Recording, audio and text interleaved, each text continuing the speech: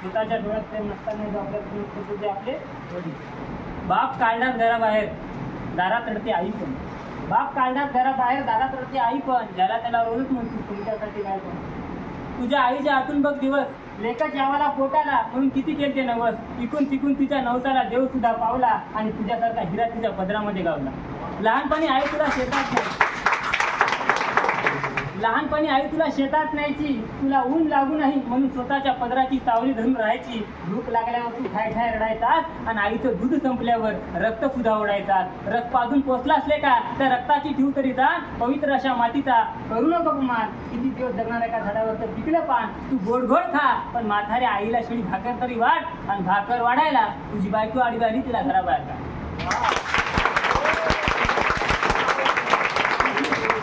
तुझी बायको जाणारच नाही. मी तुला बॉन्डवर लिहून देतो आणि यदा कदाचित गेली तर मला येऊन भेट. मी तुला दुसरी करून देतो. तू आंधळा नाहीस पांगळा नाहीस. तुझी तुलाच करील नाही किंमत. नवरा मायबापाला सांभाळतोय म्हणून कुठल्याच बायकोत नसते घर सोडून जाण्याची हिंमत.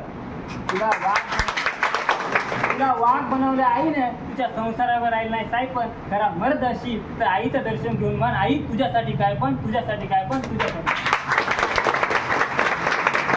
देवासारखा बाप सोडलास वाऱ्यावर. देवासारखा बाप सोडलास वाऱ्यावर. तुझ्या पोटाची खळगी भरण्यासाठी बाप पहाटेच जायचा दाऱ्यावर. तुझ्या इथभर जमिनीसाठी तुझ्या पाठीत किती सुरे खूप असले होते. तुला नोकरी वाटली होती किंवा बापानं वाटली होती गावभर साखर.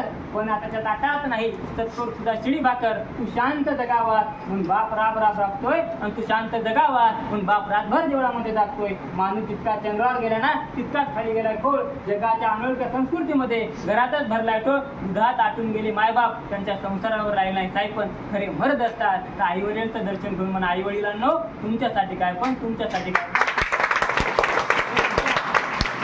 विचारायचे आपल्याला जमलं पाहिजे. आज माझ्या वडिलांची चप्पल मला येत असेल तर मी स्वतःला जास्त शहाणा समजू नाही. माझं फक्त वय वाढलंय. माझ्या बापाचं आयुष्य वाढलंय. वय वाढणं सोपं असतं आयुष्य वाढणं अवघड असतं. मी आता अनाथ आश्रमाला भेट दिली. मी प्रत्येक महिलापासून बसलो 5 मिनिटं बोललो. सगळ्यात मला एक कॉमन प्रश्न आला की सगळ्या जणी म्हणल्या की मला एकुलता एक मुलगा आहे आणि माझा मुलगा सुशिक्षित आहे कुठेतरी नोकरीला आहे. म्हणजे शिकलेले पोरं मला सांभाळत मग आपण काय करायला शिकायचंच ना. आपण असं करायचं का. आपण आपल्या आई वडिलांना सांभाळायचं. कारण की थकलेल्या बापाचा थुक्काच्या पोराला हातामध्ये झेलता आला ना त्या पोराला कोणापाशी हात पसरवायची वेळ येत नाही. बापाचं कर्तृत्व आहे हे बापाची पुण्य आहे. आपण देवाला जरी नाही मानलं कारण की सगळ्यात मोठं जर कोणी असेल तर आई वडील आहे. कारण की संत ज्ञानेश्वर महाराजांनी हे सांगितलं. संत ज्ञानेश्वरांनी सांगितलं सगळं तीर्थाचे दुरे जे का माता पितरे. संत कबीरदासांनी सांगितलं सबसे बडी हे मा. आणि संत तुकाराम महाराजांनी सांगितलं माये बाप केवळ काशी ते न जावे तीर्थाची. म्हणून आपल्या आई वडिलांचे आशीर्वाद घ्या आणि आपल्या आई वडिलाचे आपले दैवत आहे असं समजा. तर भाषण करायला लय टाइम नाही. जय हिंद जय महाराज.